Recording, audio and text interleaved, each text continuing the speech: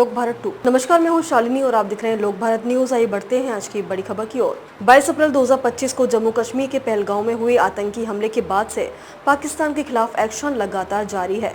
भारत ने पड़ोसी देश के खिलाफ कई तरह की पाबंदियां लगाई हैं और उस पर नकेल कसने की तैयारी चल रही है। ताज़ा घटनाक्रम में भारत ने अंतर्राष्ट्रीय मुद्रा कोष से पाकिस्तान को दिए गए लोन की समीक्षा करने को कहा है। एक भारतीय सरकारी सूत्र के अनुसार यानी 2 अप्रैल 2025 को ये जानकारी दी। न्यूज एजेंसी रॉयटर्स के मुताबिक पाकिस्तान को पिछले साल IMF से बेल आउट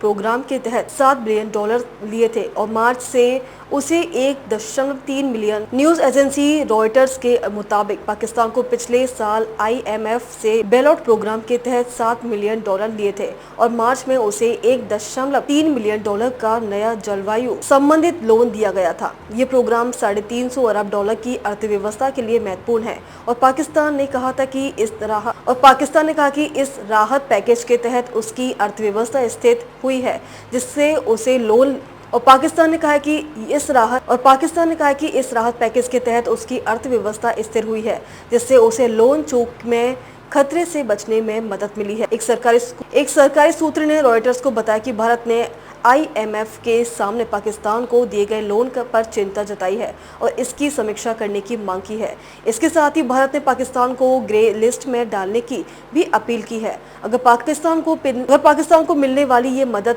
बंद हो जाती है तो उसकी कमर टूटनी तय है। भारत और पाकिस्तान के पिछले सप्ताह भारतीय कश्मीर में हिंदू पर्यटकों पर हुए हमले के बाद एक दूसरे के खिलाफ कई कदम उठाए गए हैं। ऐसी आशंका है कि परमाणु हथियार संपन्न दोनों देशों के बीच सैन्य संघर्ष हो सकता है। भारत ने बेहद ही महत्वपूर्ण सिंधु जल संधि को निलंबित कर दिया है। साथ ही दोनों देशों ने एक दूसरे की एयरलाइनों के लिए अपने हवाई क्षेत्र बंद कर दिए हैं। भारत ने 3 हमलावरों की पहचान की है, जिसमें से 2 पाकिस्तानी नागरिक हैं और इन्हें आतंकवादी बताया है। हालांकि पाकिस्तान ने किसी भी भूमिका से इनकार किया है और निष्पक्ष जाँच की मांग की है। अब तक के लिए बस इतना ही। फिर होगी आपसे मुलाकात, तब तक के लिए नमस्कार और देखते रहिए लोक भारत न्यूज।